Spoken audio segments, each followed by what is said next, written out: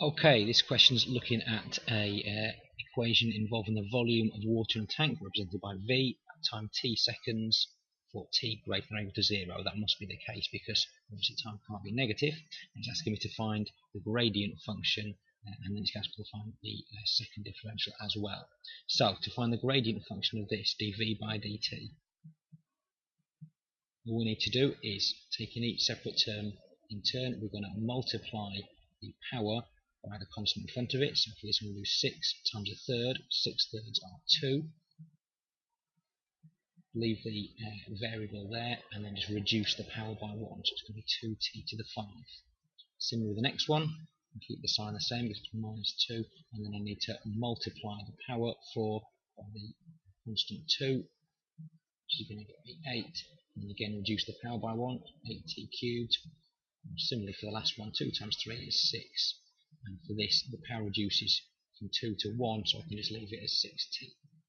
For the second differential, d squared v over dt squared, I'm just going to use my first differential and differentiate again, repeat the process. So 5 times 2 is 10, reduce the power by 1 from 5 to 4, 3 times 8 is 24, reduce the power by 1 from 3 to 2, and for this one, the power is 1, so I'm just do 1 times 6, 6, and reduce the power from 1 to 0, t to the 0 is just 1, so the t disappears. Okay, for part B, it says find the rate of change of the volume of water in the tank.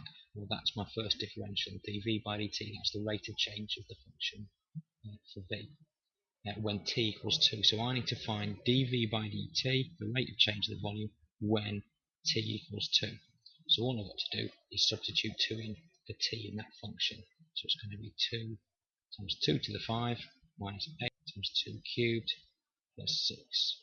So 2. 2 to the 5, 2 times 2 times 2 times 2 times 2 is 32. Multiply that by 2 gives me 64. 8 lots of 2 cubed, well 2 cubed is 8, so it's going to be 8 lots of 8 and 64 and 60. So 64 minus 64 is 0, add the 12, leaves you with 12. That's my solution. Remember to put in the units if you want to, meters cubed per second. For part C, verify that V has a stationary value when t equals 1.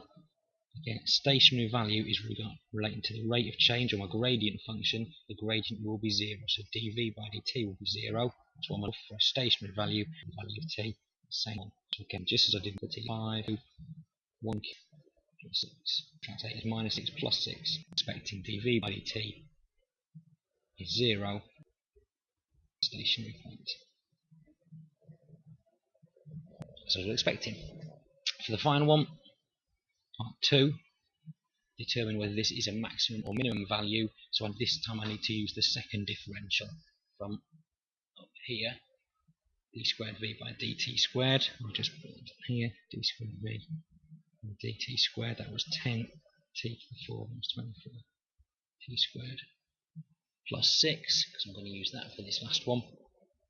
So when the second differential is positive, you've got a minimum value. When it's negative, you get a maximum value because it's the rate of change of the gradient.